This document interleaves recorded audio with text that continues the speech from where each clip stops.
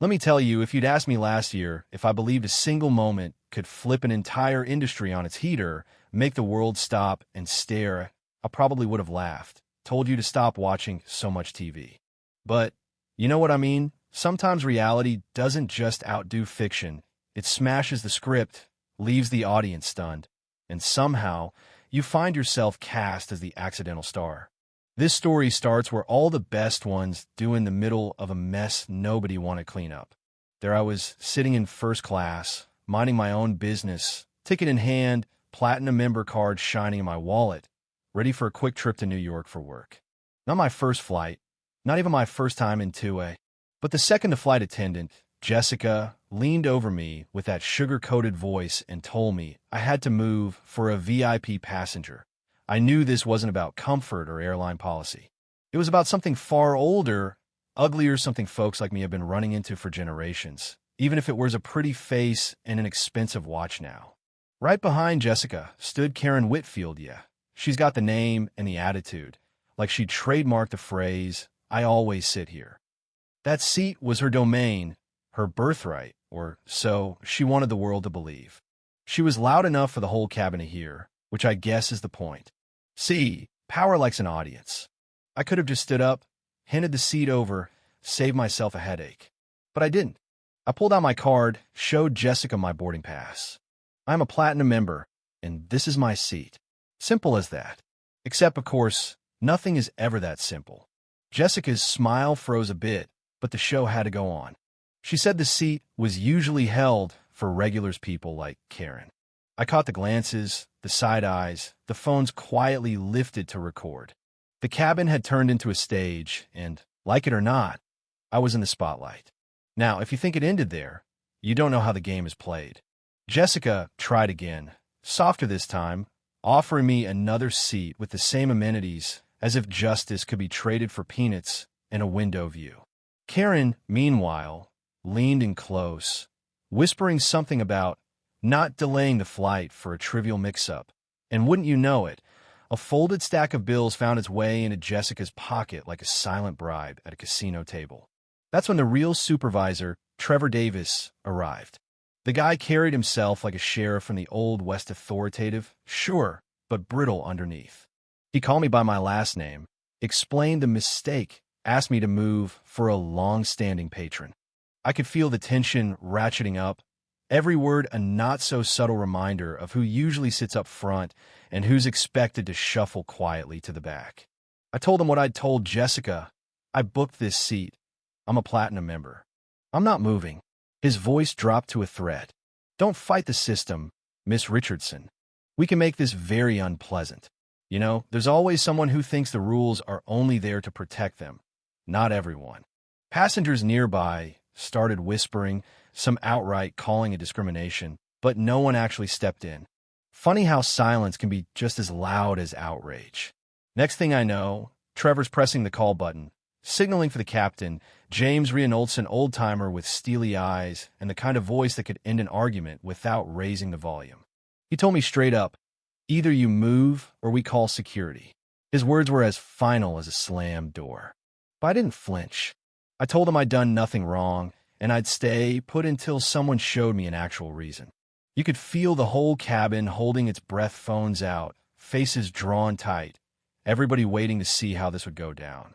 I watched as security marched up the aisle, uniforms stiff, voices measured.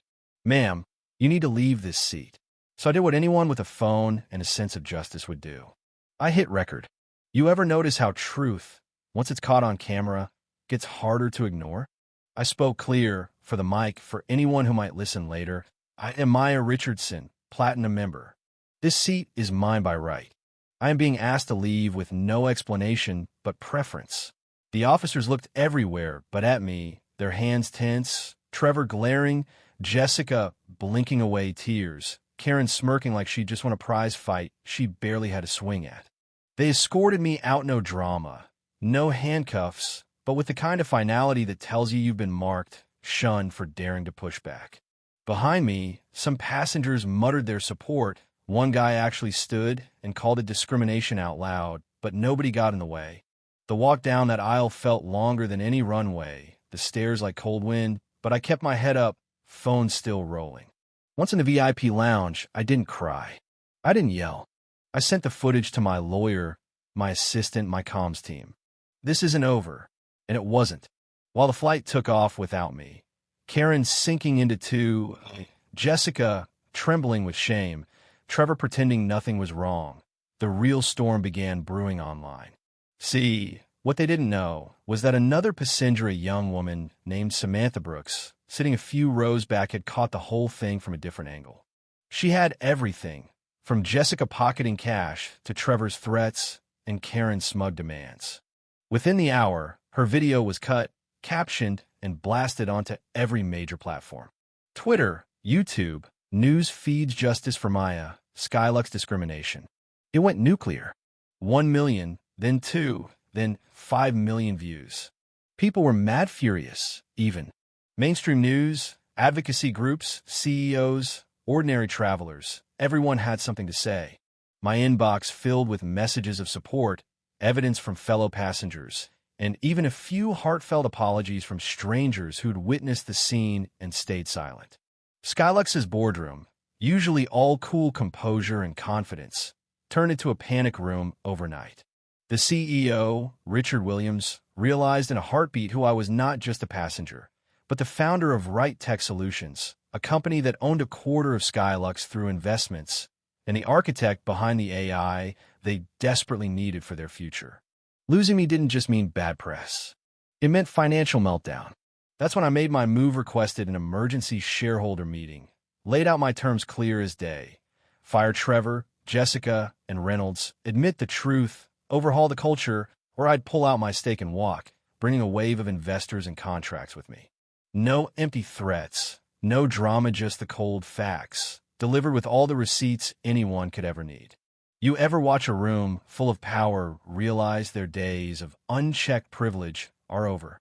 That was Skylux's board, facing not just my evidence, but the fury of their own employees, partners, and customers. They fired the three, issued a public apology, and for the first time in company history, shut down operations for 2 days to retrain every single employee, from executives to janitors, in bias, equity, and real accountability. But here's the real twist: this wasn't about revenge. It wasn't about toppling a few bad apples. It was about building something better. I founded the Second Chance Initiative, inviting not only the 3 fired staff, but anyone in the company willing to face their past, learn, and grow. Trevor, Jessica, Reynolds, they all joined. The journey was hard, public, and raw. They owned up, faced their blind spots, learned what it meant to really serve every customer, not just the ones who looked like them. And over time, that program changed not just them, but the entire industry. Skylux's reputation rebounded, not because they swept things under the rug, but because they dared to face the music, make real changes, and offer genuine forgiveness. Other companies followed suit: banks, hotels, even government offices. Justice didn't just mean punishment. It meant the courage to start again, to invite the so-called villains to the table, and give them the chance to do better, to be better. And as for me, I went back to flying. I still choose to, when I can get it.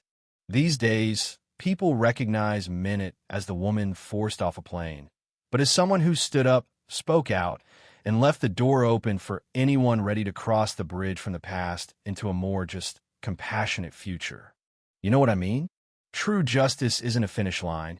It's a journey of 1,000 tough conversations, a million small acts, a promise that nobody gets left behind, not if they're willing to do the hard work. That's what I want you to remember. So, tell Mato you think Skylux did the right thing? Should justice be about redemption or just retribution? Would you have spoken up or stayed quiet? Leave your thoughts in the comments. Share your own stories of standing up or starting over. And let's keep building this future together. Because if this journey taught me anything, it's that every seat on this flight called life matters. And nobody, not you, not me, deserves to be told where they can or can't belong.